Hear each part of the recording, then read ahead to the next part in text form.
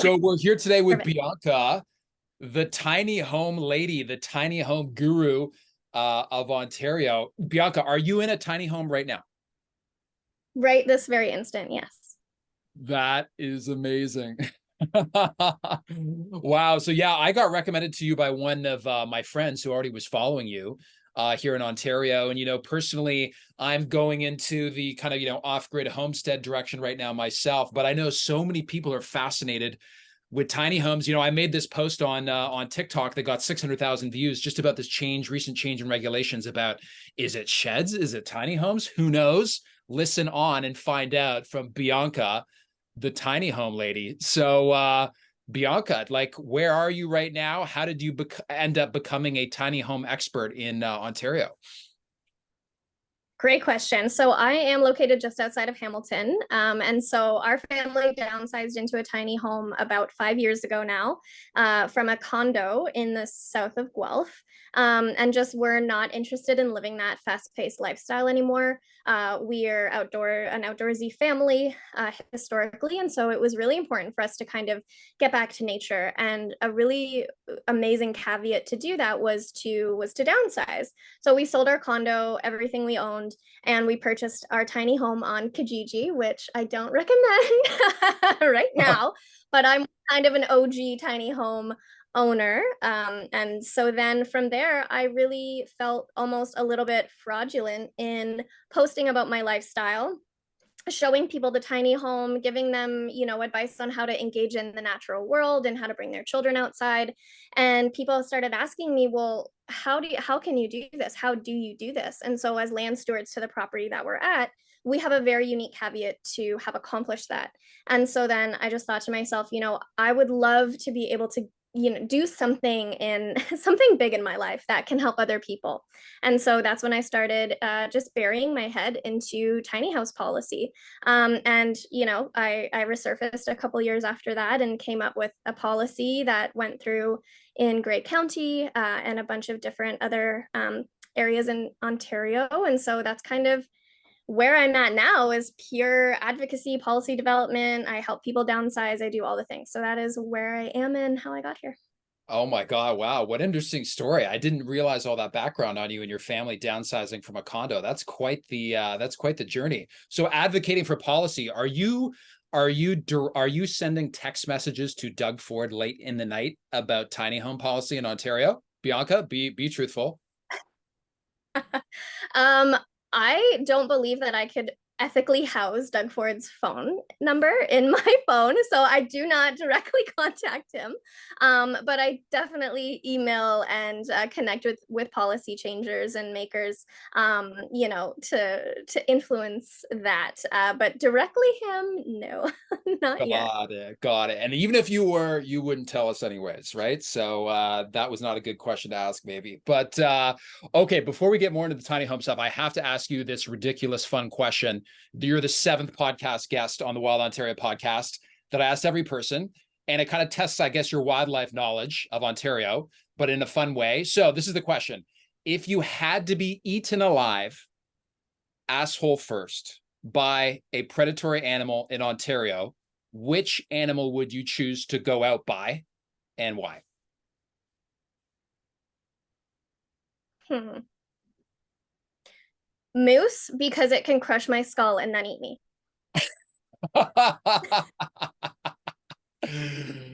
Wow. I have not gotten that answer yet. But There's no surviving a moose attack. Zero chance.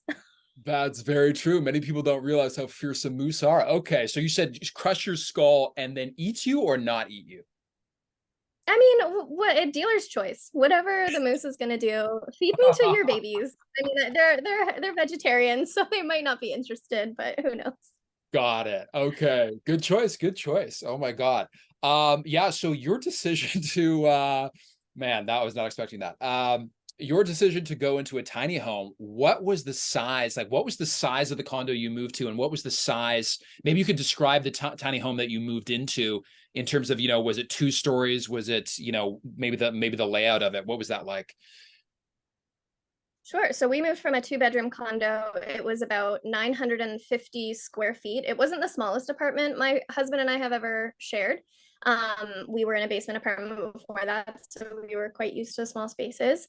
And we are now in 240 square feet. So basically, our house is 8 by 30 on wheels, and we have a main area. I'm actually tucked in the corner. If you I can rotate you, you can see my beautiful mini fireplace. Nice. I could keep that in the view. Yeah. And then we have a galley kitchen, and we have a bathroom and a loft and a bedroom that my son shares with our clothes. And so that's our space. That's literally it. That's amazing. And to make this leap of faith into the tiny home abyss, like, were you watching YouTube videos? And like, did you have any particular like online creators that you were following, or how did you get, this inspiration? Online creators, yes. So a lot of them were coming out of the States, it's really hard when you're kind of romanticizing a lifestyle and you're lily dipping into the pond of trying to figure it out.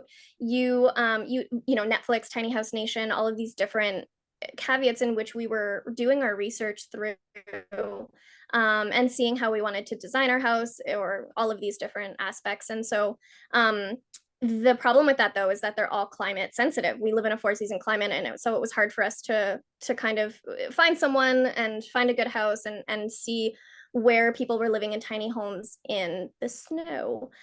So yes, I got a lot of inspiration from Tiny House Nation, from some Instagram accounts for sure. But yeah, so I mean, that's really it, to be honest. Cool. Awesome.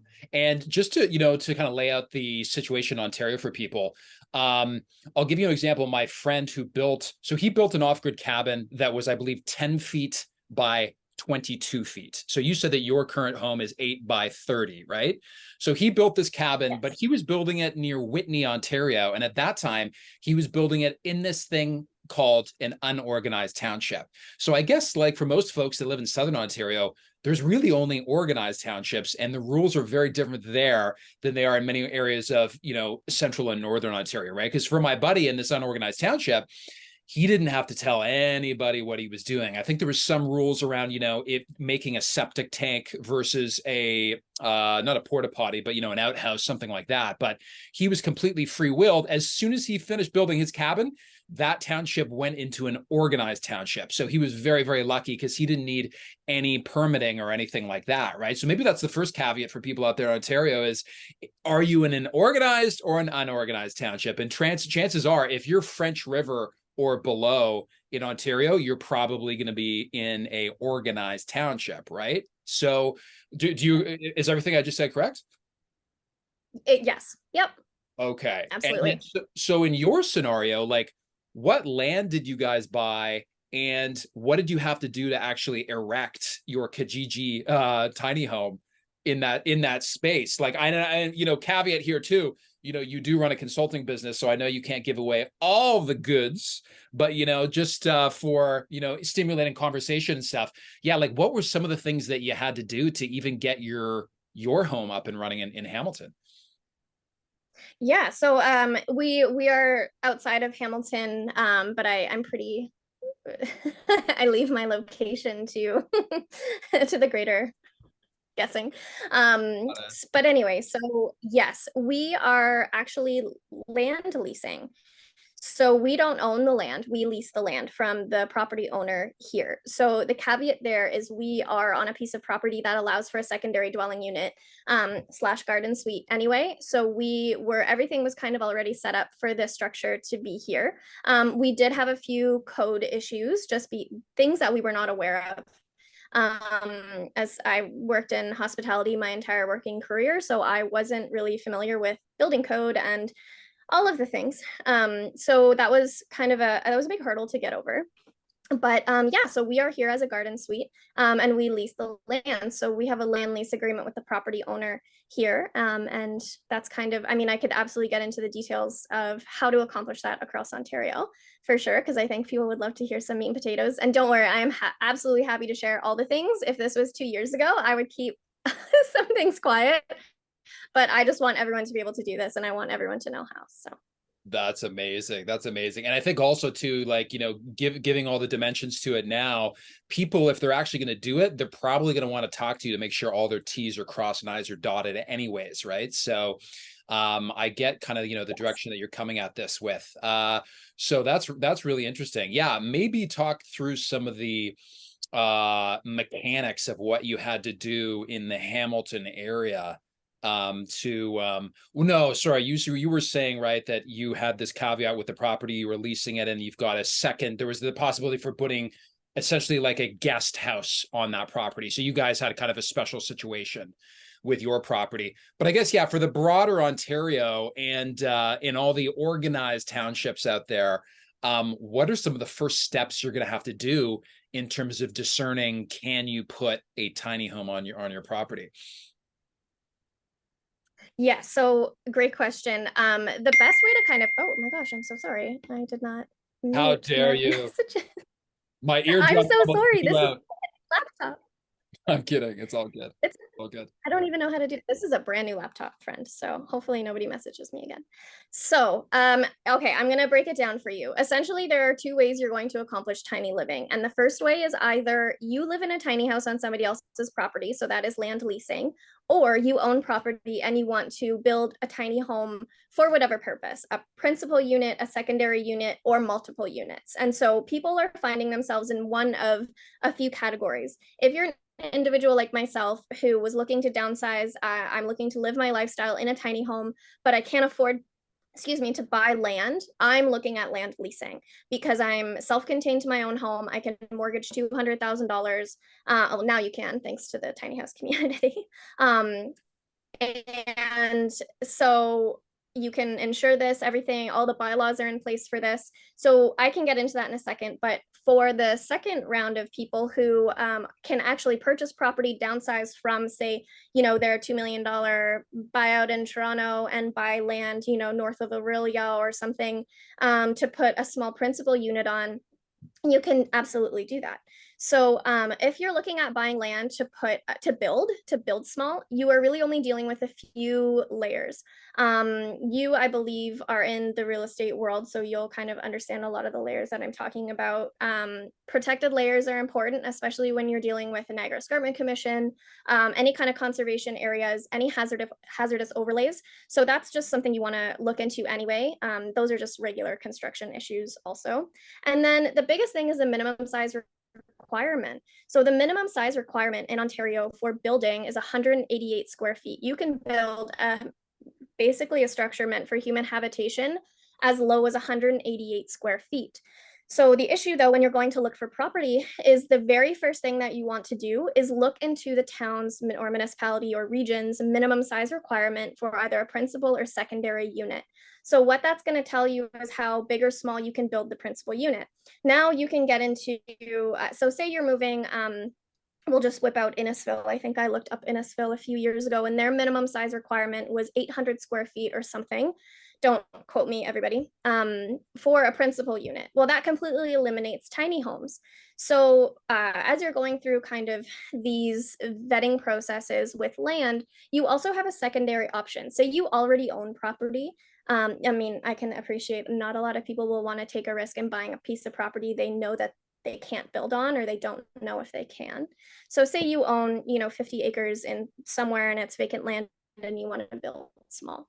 You're going to look for that minimum size requirement. And if the minimum size requirement is too high, say it's 1,200 square feet, which in a lot of the rural areas, it is quite high, depending on the zoning, then you can apply for a sizing variance. So basically that's just asking the municipality to build smaller. You can also do this with your services. So a lot of people who want to go off grid and they want to do so in an organized township, they just automatically assume that they can't. And that's completely wrong.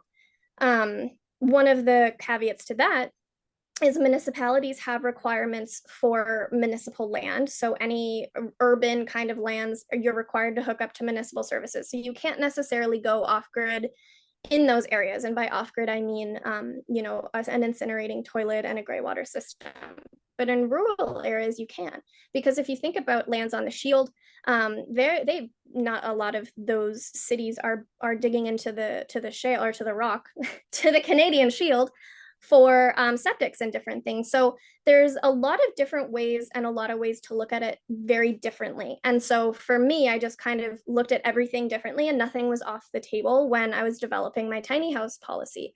And so getting back to, so that's kind of, if you own land, you can definitely build multiple structures on land. That's the only favor Doug Ford gave us with Bill 23, is being able to build multiple dwellings by right. So a lot of people who are interested in developing the bigger properties with multiple units, they can kind of do that with less development fees and all this kind of stuff. So that is kind of that caveat. And certainly you want to do your due diligence, which is why a lot of people hire me to help them understand that. In terms of land leasing, this is a completely new scenario to the tiny house community. And I, not to put like a crown on my head or anything, but have been the only one in Ontario to drive that through and to kind of from a grassroots level. And so I'm happy to say that that has gone through in a lot of areas through policy, through actual zoning bylaw enactment.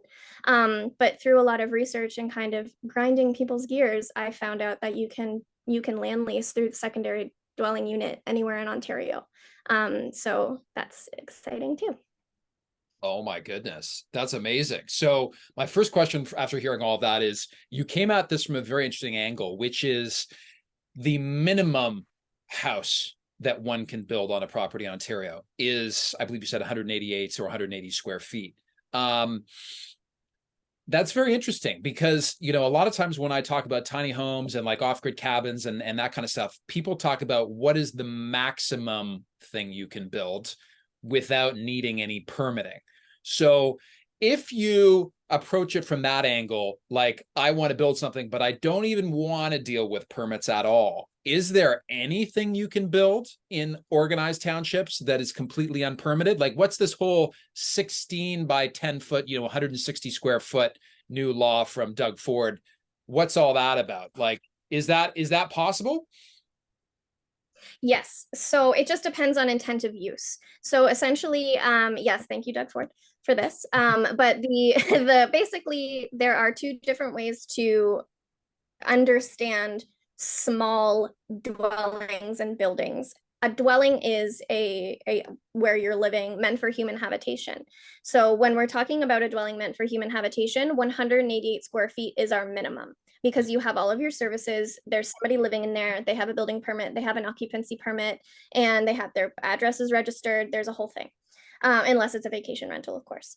So anything that is under 160 square feet is an accessory structure. So this is a building on your property meant for multiple uses. It could be a shed, it could be a bunkie, you could have a bed in there, maybe a tiny kitchenette. You can maybe, have a glamping tent, a yurt, a dome, any of these structures, a treehouse, any of these kind of structures, but it's not meant for human habitation. So it does not require a permit. The permit is for a habitable dwelling. So can you build 166 square feet, or sorry, 160 square feet and make a house out of it and rent it out or expect people to live in it? No, that is not what it is for. And that it's really important to note that difference. What makes a dwelling a dwelling? It's basically three of three services. You have water, you have hydro, and you have sewage, but you also have then the ways in which those exist in a structure. So you have a kitchen, a living space, and a bedroom, and a bathroom. So if you eliminate one of those four, or one of those three main, uses to an outbuilding, then it's not a dwelling.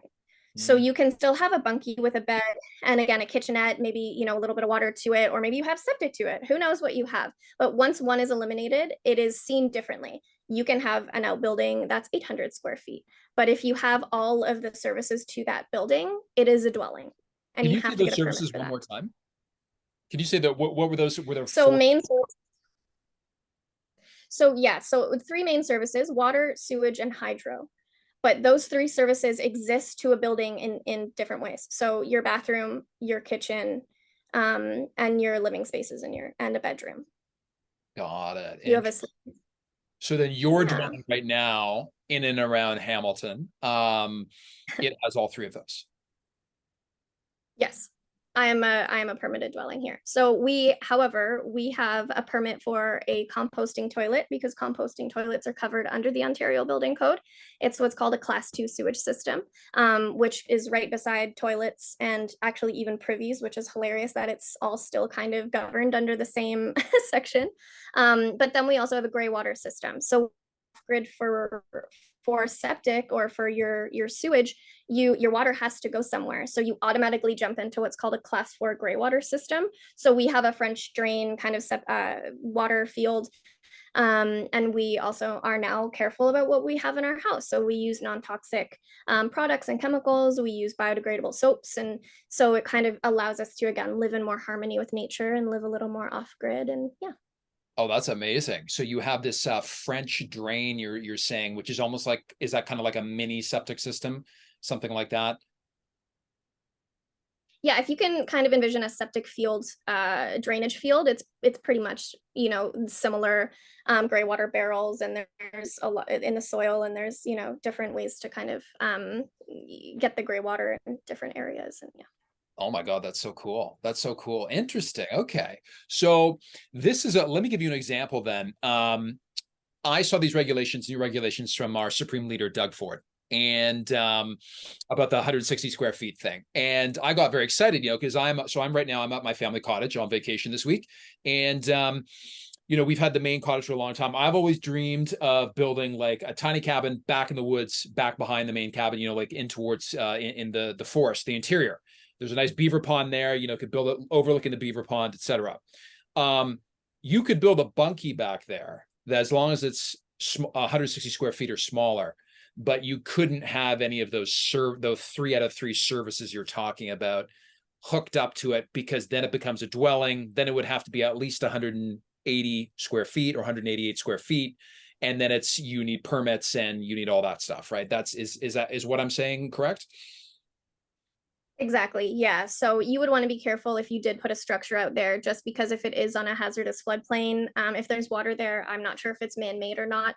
But if there's water, that almost definitely tells me you have a floodplain and setbacks to deal with. And also, you might be in a conservation area. I don't know if you're on Crown land. I don't know where it is. But there are a lot of things to, I think, take into consideration. You're going to have the cowboys who just do whatever they want to, and that's fine. But most people are just going to want to make sure that whatever they're building is in harmony with the natural environment that's there, and also just making sure that it's not going to sink into the water at some point. But then the services is where you kind of, then you get into environmental testing. Then you can kind of look up your property on a GIS map for most municipalities, depending on where you're located. Some are more updated than others. And then again, if it's a dwelling, you're looking at getting those permits, digging a well, or even having a cistern if that's probably a better choice. But yeah.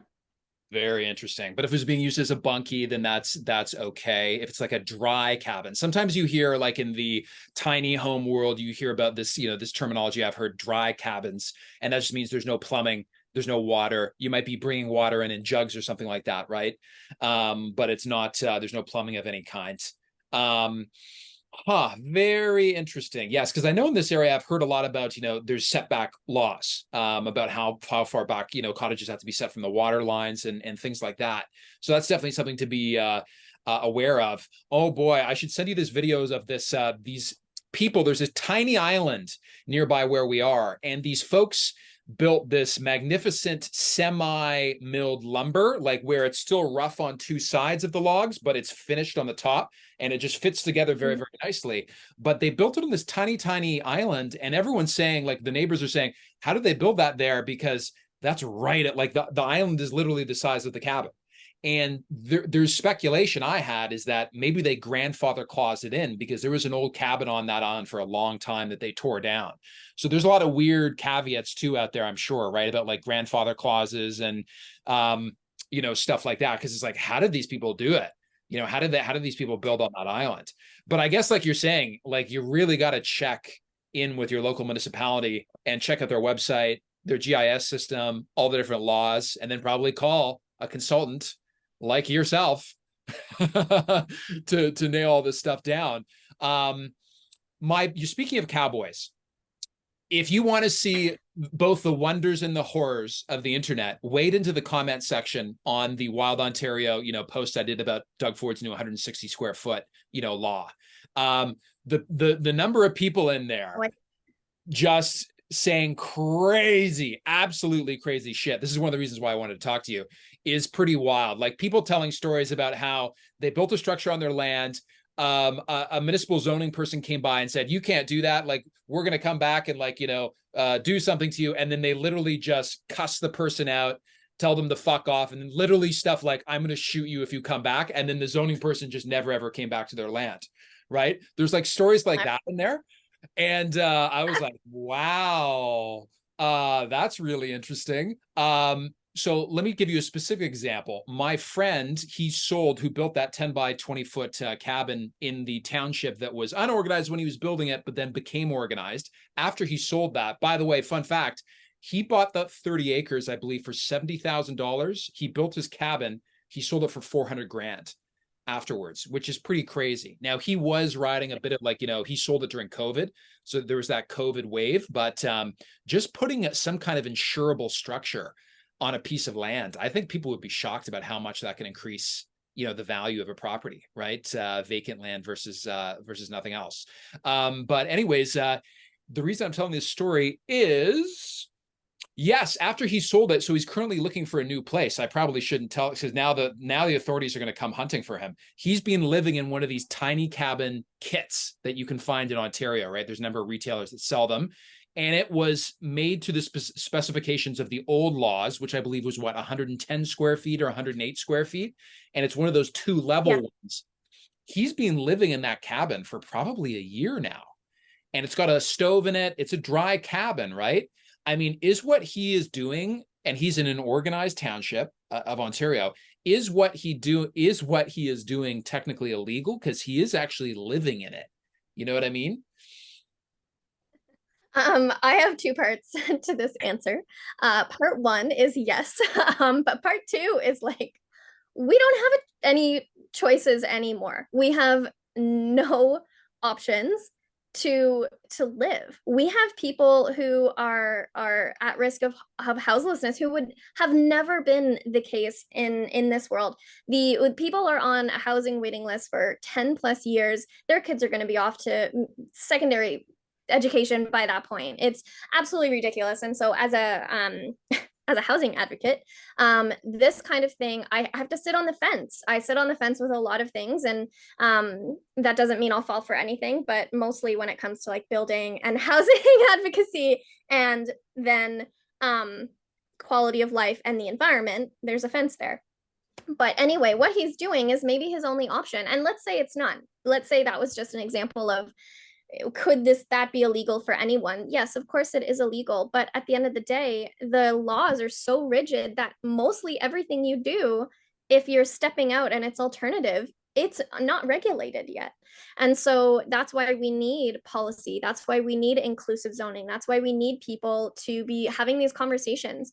And one of the easiest ways to do that is to honestly just talk with your municipality and just be really transparent about what you want to do in a kind and knowledgeable way. I have people call municipalities and say, hey, I want to do this, and they stonewall them. No, not a chance.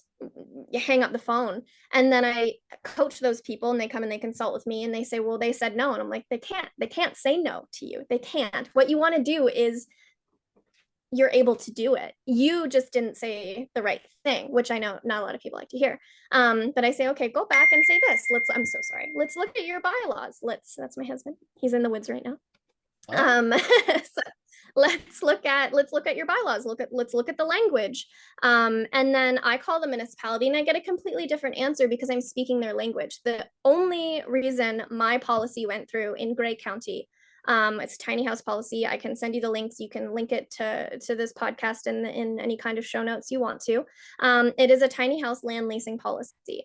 And the way that went through was calling the county planning department and having a conversation and saying, would you take the time to look at this? And they said yes, and now I'm best friends with the planner. She's so lovely. And well, we're not best friends, but we like each other. And so, but I didn't yell and scream, and I didn't like convoy down the highway, and I didn't protest with my flags, and I didn't go and stand out City Hall and scream for homelessness and help. And there's an absolute need for that. So I'm not just disbarring that.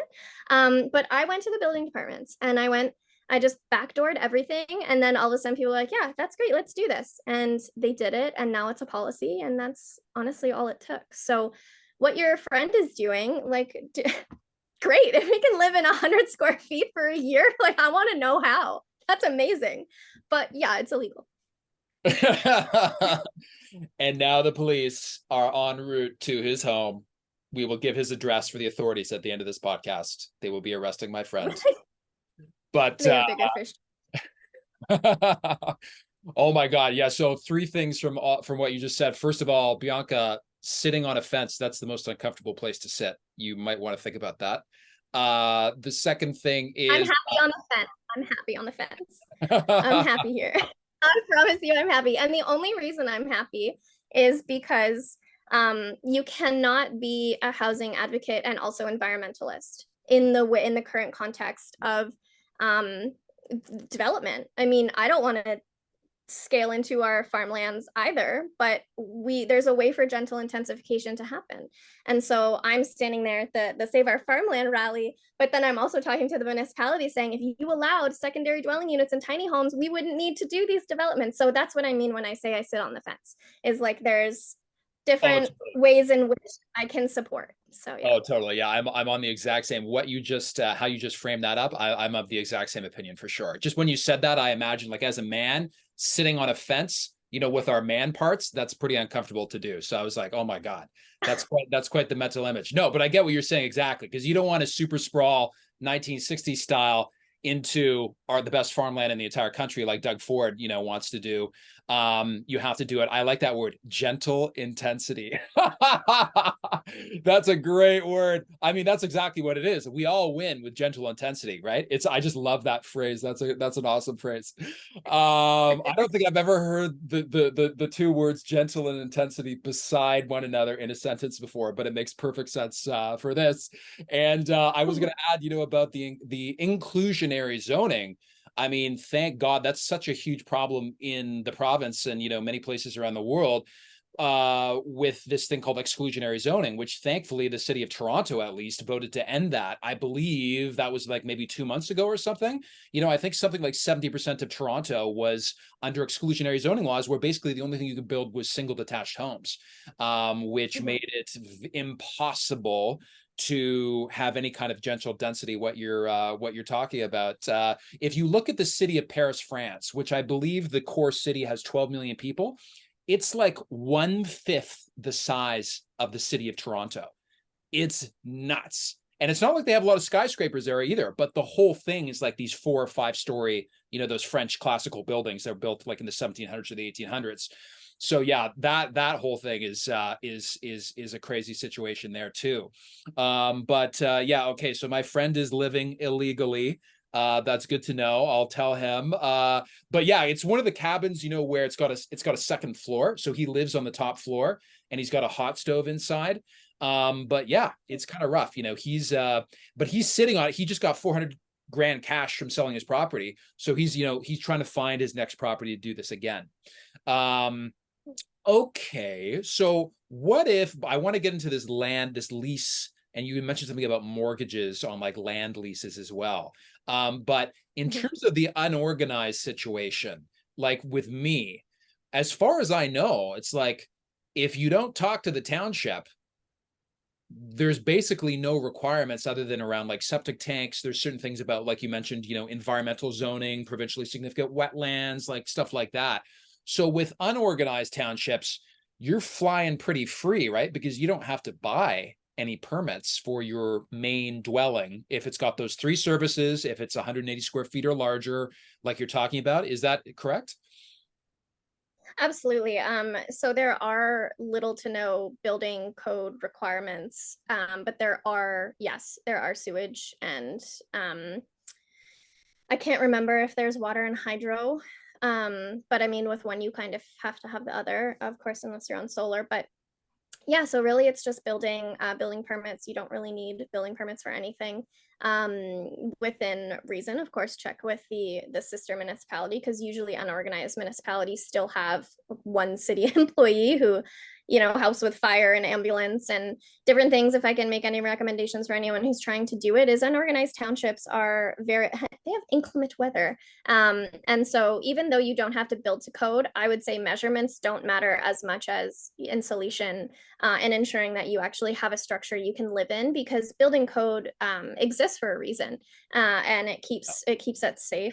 Some of it's ridiculous, like the fire. Sometimes it's a little, actually no, that I'm not going to say anything about fire code. Fire code exists. I love it. My father-in-law sells fire trucks. We're happy with the fire code. But yeah, so how big a room can be, how tall a room can be, these are parameters in which you have no business telling somebody what size of a house that they should live in. And also, I have a lot of people who say, well, who's going to want to live in 240 square feet? And I invite them to my house because it's amazing and it's absolutely beautiful. And I would show you, but I have a massive fridge sitting in the middle of my house right now. I just got a new fridge, very exciting, unique appliances. But basically that is, yeah, so that's really all you're dealing with in terms of that. It is really kind of still the Wild West. Interesting. Yeah. And like you said, I mean, it's nice that you don't have to pay all that money and listen to some of the more stringent things. But I mean, the codes are there for a reason, because you don't want to build something that's going to light on fire with your baby in its crib or your dog in its kennel. That would be terrible. That would be very, very terrible. Yeah, I remember checking out, because I wanted to look at building this cabin here on my family property. And I think it was in this township, it was like $5,500 or $6,000 just for the building permit, and then they charge per square foot on top of that. Oh, wow. Yeah, so I was like, oh my God, this is more than a weekend hobby. That's like a full-time thing. I think what you also said, I want to reiterate, is very important, is like when you're dealing with these municipal employee people, is that like emotional intelligence, and not yelling, like demanding things and yelling them at them on the phone. And, maybe even going down in person if they're nearby and talking to Debbie or Danny at the front counter. And hopefully it's yeah, and being super nice with them and just chatting them up and asking them about their pet dog, because if people like you, oh my God, they will do so much more for you. It's absolutely crazy. And this, particularly in the situation that you're talking about, it seems like there's a lot of leeway for these townships, these municipalities, et cetera, in terms of what they can allow and not allow. So it's really up to you and your interpersonal skills about what you can convince these people to do or not do, right? Yeah, you just have to know what it is you want to do. I mean, I can't tell you how many people call me and they say, I picked up the phone and I called my municipality and I asked if I could put a tiny house in my yard. And they said, no, we don't allow that. And they're technically right, because tiny houses, it's not a term that's covered under the Ontario Building Code. It will be soon, and they have tiny house policies and clause in all the compendiums that come out. But it's still, some municipalities, basically, when you're talking to a municipality or you're emailing and you're asking a question, they are not able to give you an answer. So unless you're emailing about a specific property with a specific question, they will send you the information. But until you have a pre-consultation with that municipality and you're paying and you're opting into information gathering, they won't give you an answer. So people get so frustrated with municipal employees, and that's really not their fault. They're not able to say, yeah, you can do this, because what if the zoning doesn't allow it? What if through a survey it's deemed that this property is actually on a floodplain?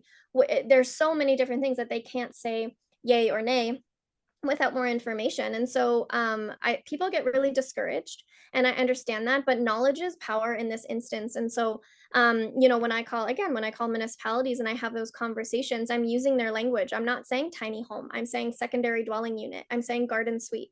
I'm asking them what their minimum size requirement is for a secondary dwelling unit. And then when they ask me what building it is, I don't say it's a tiny home. I say it's a certified manufactured home, it's a modular home, it's a site built to the dual inspection certification. route. And so there's language that you have to use to which you will get further down the line. And so that's why most people hire me for property searches, because I can call them and I can do this research and I can have these conversations.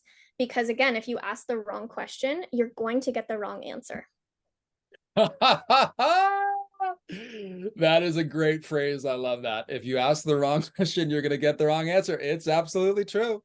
It's absolutely true. Man, yeah. Can you imagine, I guess, using that term tiny home and it just like sets a bomb off in these people's head? They're like, no, you can't. Should have said garden suite, and that would have gotten you a lot longer. Well, ladies and gentlemen, that's why you need to call the consulting services of Bianca, because she's going to make sure you don't totally screw the pooch on all this stuff, this new property that you just bought. You know, I remember dealing with the township person, like you said. So I bought in this unorganized township, and they have kind of like a township office that handles like 5 different unorganized townships that are beside each other simultaneously, but there's literally just a single employee and they handle everything. And they're so busy. So I called, I emailed, they took like 3 weeks to get back. They gave me like, 1-sentence answers. So I just went down there, and it was like this lady named Debbie. And I went right in the morning, because I knew that's when people are usually high on caffeine. So they're in a very good mood. And she had literally a mug this big, a bucket of coffee. She wanted to chat. We literally chatted for an hour. And her parents were from Windsor. My parents are from Windsor. We chat all this stuff. And oh my God, she helped me so much. And I was actually locked in to buy this property that was landlocked. I knew the owner. He was going to sell it to me without even putting it on the market in an unorganized township. But the neighbor to the south had given me permission to sever off a portion of his lot. And I'm like, oh my God, I am a real estate genius, a new mogul, because I'm getting this landlocked lot, right? I was basically buying it for like $500 an acre because nobody wanted it. And if I got the road access, the other properties in the area, were selling for like $2,000 an acre. So I'm like, I am a boy genius. Oh my goodness. And then through this process with the township, and they had to check with their planners, right? They used a third-party consulting firm in Sudbury, and the planners came back. They're like, it's in a floodplain. You can't do it. I'm so sorry. And I literally found this information out like 3 days before it was going to close. And I was like, thank baby Jesus that I found out that information about the floodplain, because it didn't appear to be in a floodplain at all. It was like very, very high and dry. So anyways, I mean, all this stuff is like, yeah. There seems like there's so many things. It's like, you got to have a good relationship with the local government, essentially. Yeah, you have to be open. You have to have respect for people. You have to understand that there are systems and processes, and you just have to be patient. I mean, when you lead with anger, sometimes you can make a lot of change, but oftentimes I don't like to lead with negativity and anger. Like I said, I buried my head in the books for 2 years. I found this garden suite bylaw, temporary use bylaw, that made sense for land leasing. And I literally just did what every millennial does and package it in a different pretty bow and branded it differently. It's not a garden suite, it's a tiny home. And the municipalities just ate it up, and they're like, yes, this is our solution. Amazing. Property owner can lease their land. Someone can live in this. This is fantastic. And then now I go, okay, great. Now that this policy is in place, how do we make this happen? And so I'm talking to banks, and I'm talking to insurance. And our tiny house insurance was actually the first tiny house policy in Ontario, which is really exciting. And I didn't take no for an answer. And it was fun. It was a lot of fun. The underwriters just at the cooperators saw the merit in it, and they said yes to us. And so that's really exciting. So honestly, it just takes one person with like a fire under their ass who cares, to make a change. And so you kind of have to follow that same route when you're trying to do something different. I mean, people are going to wait. They're going to wait 2 or 3 years until everything is a streamlined process and it's all laid out for you and will eventually be there. But for now, the people who are doing this are kind of the first people in the province to do it. And so it's all really exciting. The Tiny Home Show I actually host the Tiny Home Show. So aside from consulting, that what happened in Ancaster of this past summer was our second show. We had 4,500 people come through in 3 days. Yeah, it was a lot. We had 30 tiny home builders. We had 45 indoor exhibitors, food trucks. We had a municipal day. We had about 50 different municipalities out, municipal officials, councilors, mayors. We were on CHCH News, CBC Radio. It was absolutely bananas. And so that tells me there's an appetite for this. And that tells me people are interested in a different solution. And so it was absolutely incredible to see what the tiny house community was able to do. There are a lot of resources out there. My website, my partner from Tiny Homes in Canada, you can go on their website. There's so much information. You just have to know where to look. And so I've quite literally monopolized or capitalized on misinformation. And that's how I've made my business, is finding the right answers and then saying, hey, I have the answers. I promise you. Come to me. Don't go to Google. And anyway, so I'll digress there. But yeah, lots of stuff. That's awesome. That's it. Yeah, it only takes one person named Bianca, the tiny home lady, to make this stuff. A bunch of other.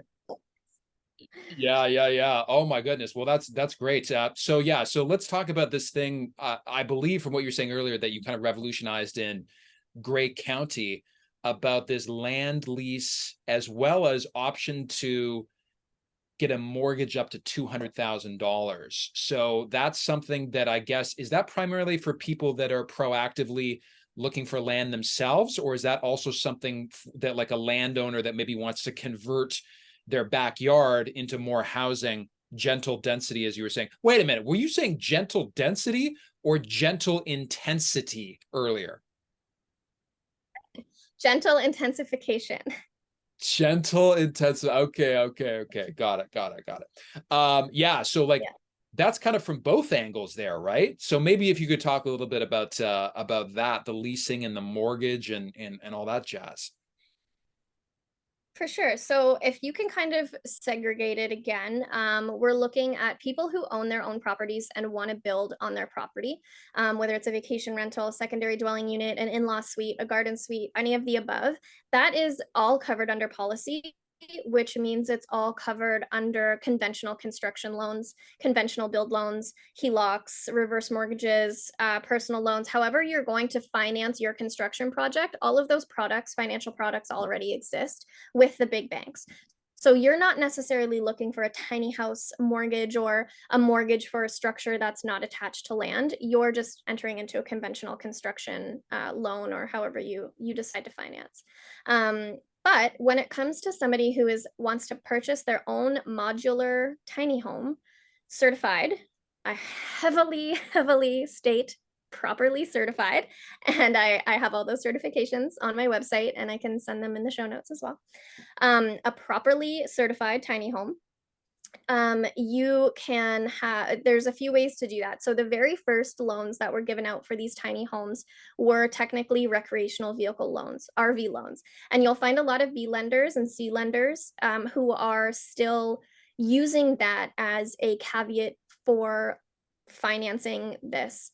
And that's not okay, because if you're buying an RV, you're buying an RV, you're buying a seasonal dwelling, you're buying an RV on wheels, you're doing something of that nature. You're not buying a structure meant for human habitation. So a lot of the tiny houses on wheels that you see online, they're actually certified to an RV standard, which is actually built to international building code, not Ontario building code. So you can't actually live in it full year. So when you see tiny houses on wheels, the properly certified ones are under what's called a CSA Z240.2.1. And so that's just basically a bunch of fancy numbers that, yeah, it's all locked in there. A bunch of fancy numbers that mean it is built to a performance-based compliance, and it covers all of the Ontario Building Code requirements under this. CSA is just a safety authority and certification body, mainly for factories and manufactured homes. So those are the tiny houses on wheels you can live in. It's a CSA model. You can have tiny houses on wheels that are built to when they could be engineered. They have, an engineer stamp on them, or they're built to what's called the two-stage certification process, which I actually mentioned a little bit earlier. Basically, what that means is a builder, a tiny house builder or otherwise, builds the home and has it inspected in the municipality it's being built in.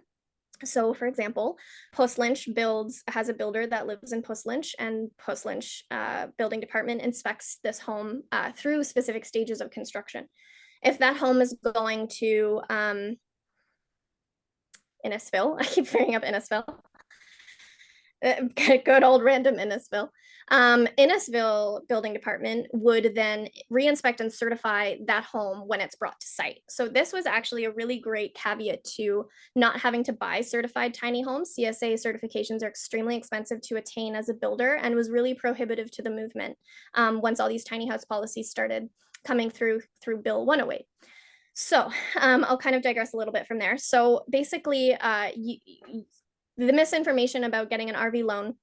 If you're getting an RV loan, that means your home has a VIN number, a vehicle identification number, which means, again, it's a recreational vehicle. So the only way that some of these people were able to satisfy the loan was to provide a VIN number. But a VIN number means it's an RV. And if it's an RV, it's not going to get a building permit from the municipality, and it's not going to get insurance, and it's not going to, you see kind of where I'm going with this. So what the big banks have done, and most credit unions and B lenders have done, is wait to see where the movement was going. And now with, for example, my business, and then a bunch of all of the tiny house builders in Ontario, and people who are getting into this movement, tiny home show, all of these different kind of players who are showing that there's legitimacy to this and working on building the movement. Now the banks are finally like, okay, there's something here. So from my understanding, there are, I think, 2 of the 5 big banks are either considering or have policy already. And I don't want to say who it is, because I heard it in passing from a presentation at the show that I wasn't at. So I would prefer not to say. But the good news is that, so this would be a conventional mortgage. So you would work with your builder, you would work with someone like me to find property for you, or with you. And then, or maybe you have a parent that someone with a back 40, who can host this home. And then you kind of, you marry all the pieces together and you satisfy the conditions of a mortgage for the tiny home. And then you kind of go about your merry way.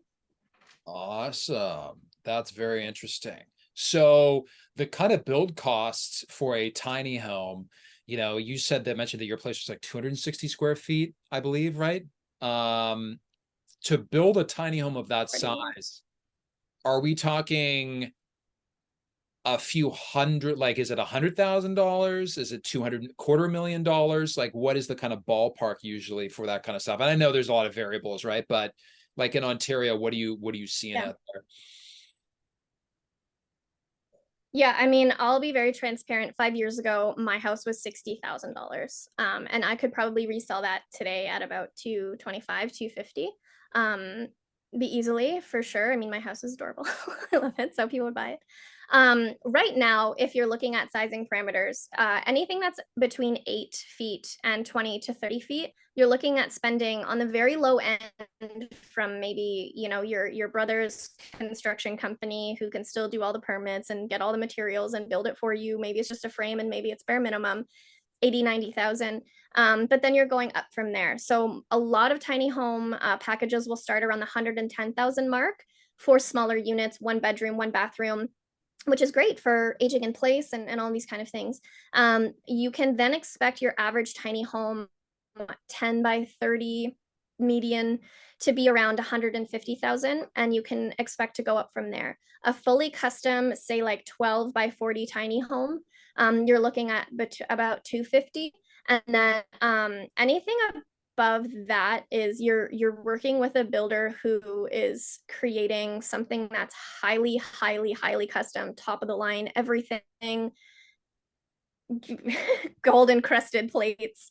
If you're paying any more than $300,000 for a tiny home, depending on the size, I would be careful. Yeah. Interesting. Yeah, I saw a crazy ad in this magazine. I forget what it was. It was like a tiny home. I don't know what the dimensions of it was, but like enough for 2 people to live. It had a hot stove. It was all glass and copper plating, but the copper plating was aged, so it wasn't like that shiny copper. It was kind of, has that like bluish, greenish hue to it. and it's from some company, I believe it was in Nova Scotia, and I think it was like 225,000 US dollars. But that was like pretty spiffy, like using copper at that scale. It's got to be insanely expensive, I imagine. But there's kind of crazy stuff out there like that, right? That people can get into. By the way, And it then is you my have birthday. Sorry, go ahead. sorry. No, I then was you have saying, packages. So you're up if you're above like the 350 square feet, you could, sorry, I think we might have a delay.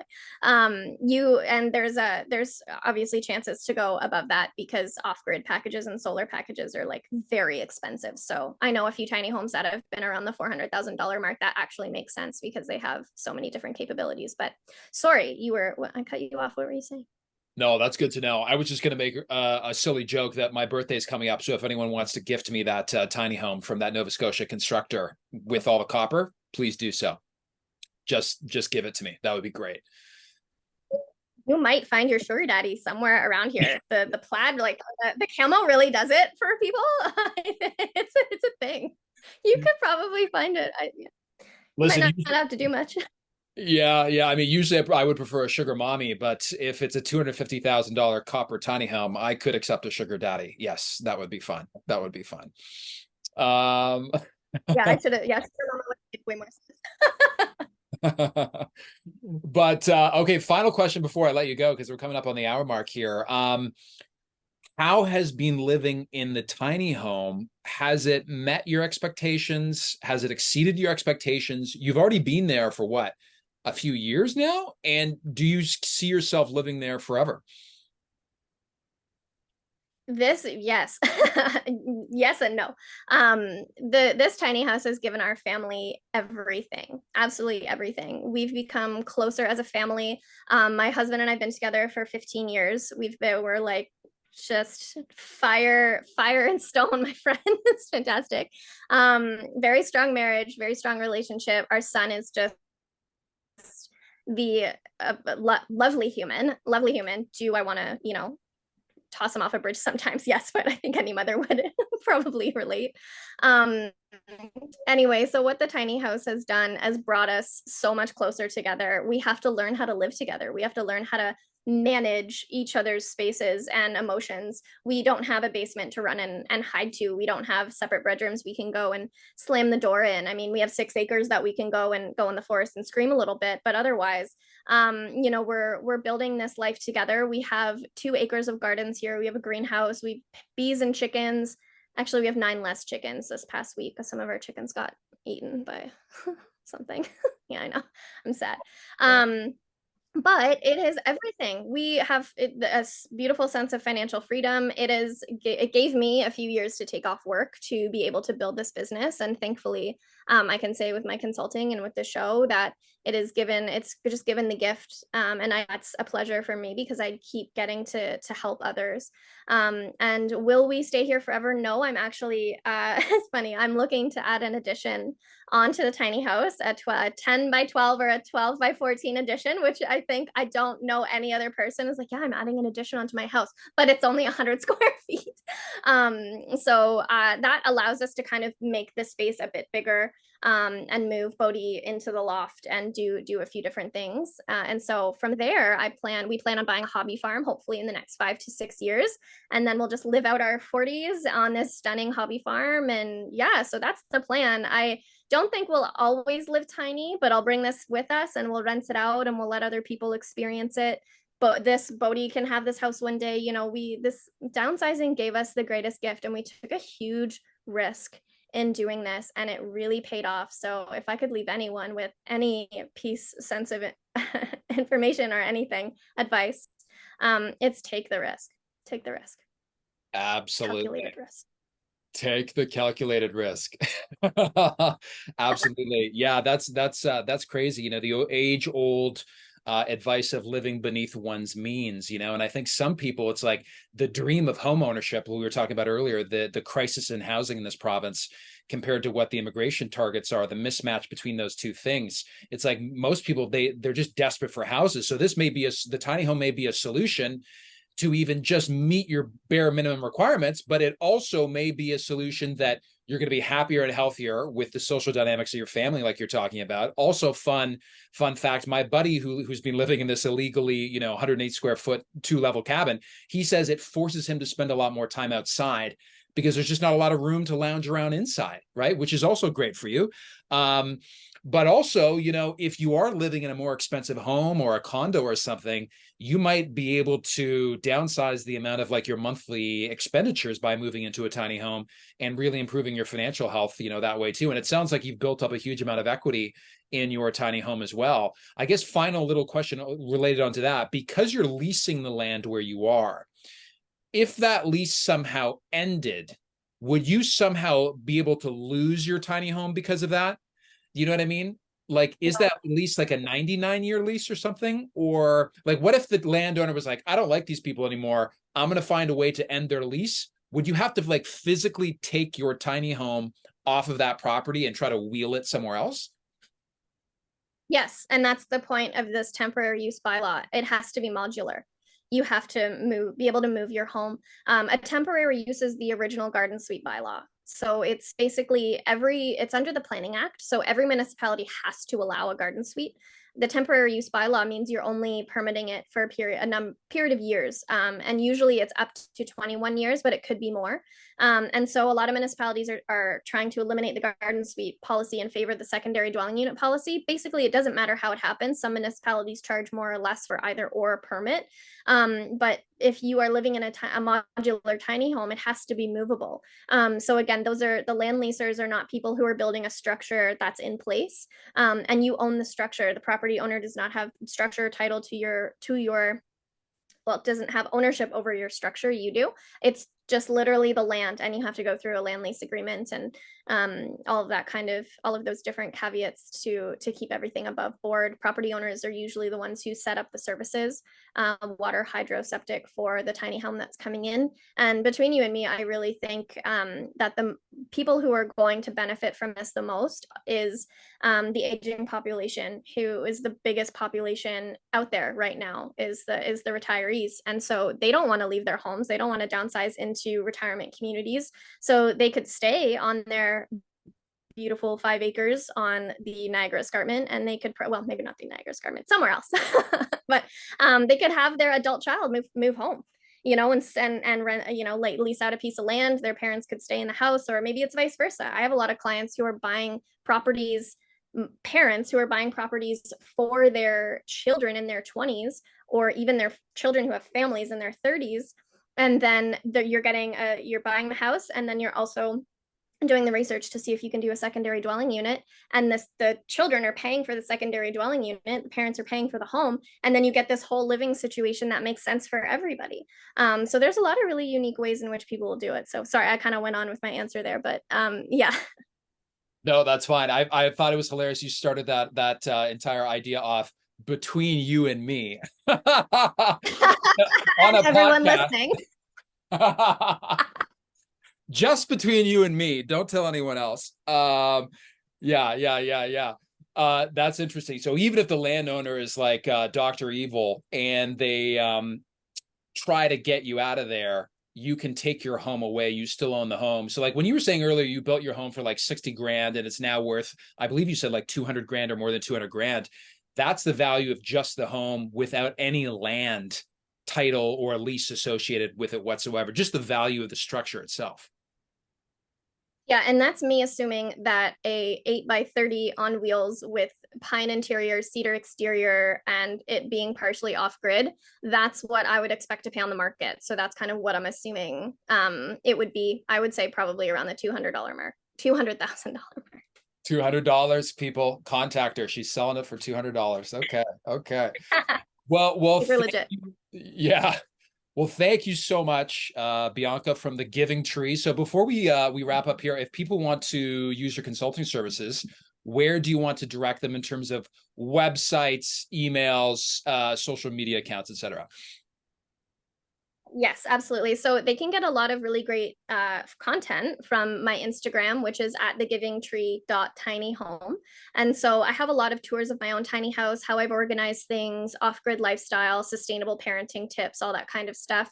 And then I have a lot of information on bylaws and policies and different things that have come out. So certainly go through that material. If you're looking to book an appointment, I help people who are wanting to buy their own tiny home and find land to lease. I help people who are buying property to build, whether it's a tiny home as a principal or a secondary. And I do business to business consulting. So there are a lot of companies that hire me to basically show them how to get into the tiny house industry, which has really helped in developing the tiny home show because now they all exhibit at the tiny home show.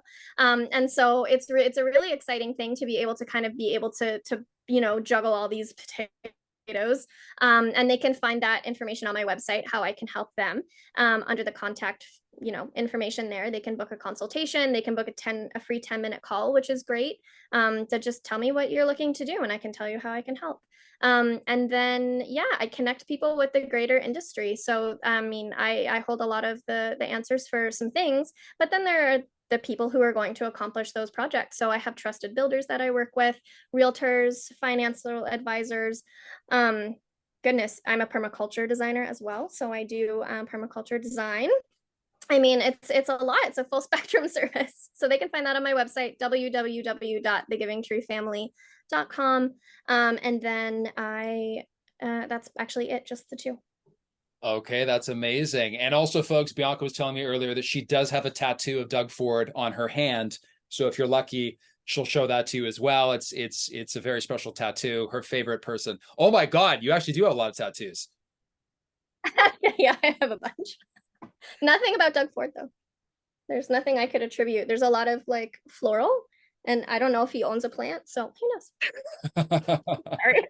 I really hope not. Awesome. We all know you have a Doug Ford tattoo. It's okay. But yeah, thank you so much, Bianca, for coming on the Wild Ontario. You are a wild Ontario, amazing human out there doing great things in Ontario. So thank you so much. Double salute.